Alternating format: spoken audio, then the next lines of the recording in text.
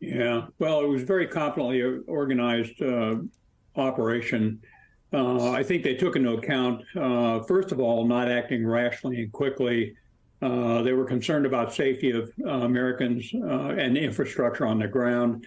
They wanted to be able to recover the parts of it once it was brought down. I think finally they said, we're probably, as a policy matter, going to have to do something about the balloon and not ignore it.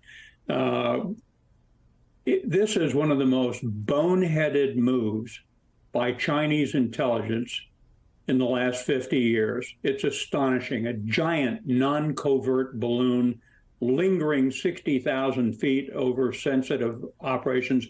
What did they think was going to happen? I have a feeling that the Chinese Ministry of Foreign Affairs had no clue this was going on. And it makes you wonder if President Xi has control of the PLA. This made no sense whatsoever. These balloons can, at low level, this one was lower. I thought it was over 100,000 feet up. It was actually around 60,000 feet.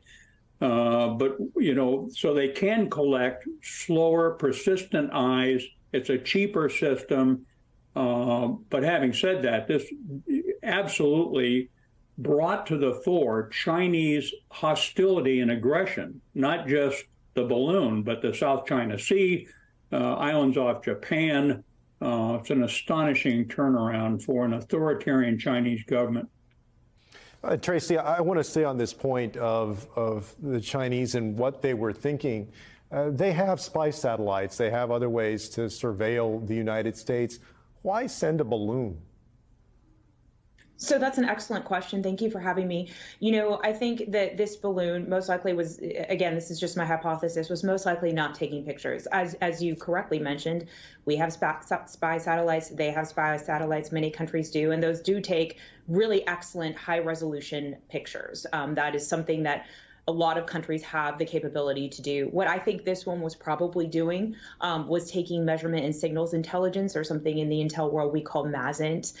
Those are nuclear signatures, radiation signatures, radar signatures, those kinds of things. And typically you do need to get a little bit lower to do this. But to the general's point, this is quite an astonishing move. I completely agree. When I was an FBI agent, I worked Chinese counterintelligence. My job was to find Chinese spies here, and they never operated this brazenly. This is really actually a quite shocking turn of events.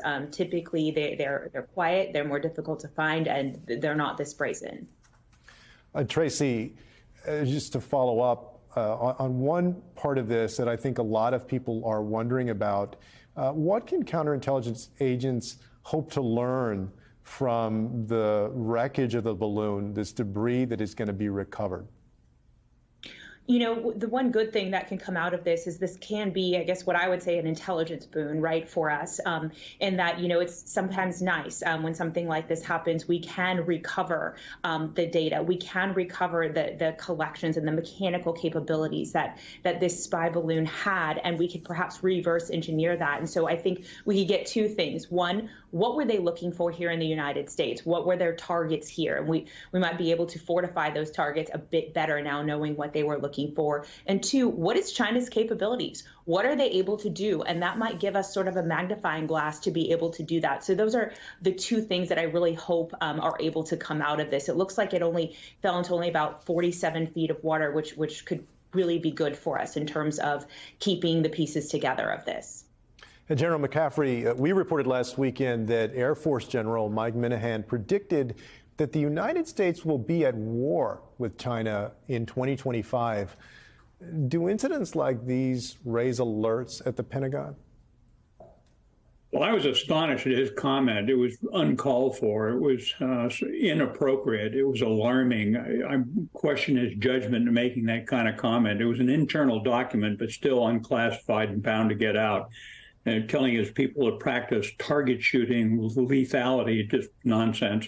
Having said that, it's not likely we're going to war with China. We still have an immense naval and air power capability. We have allies of Japan with a huge self-defense capability, of South Korea, Australia.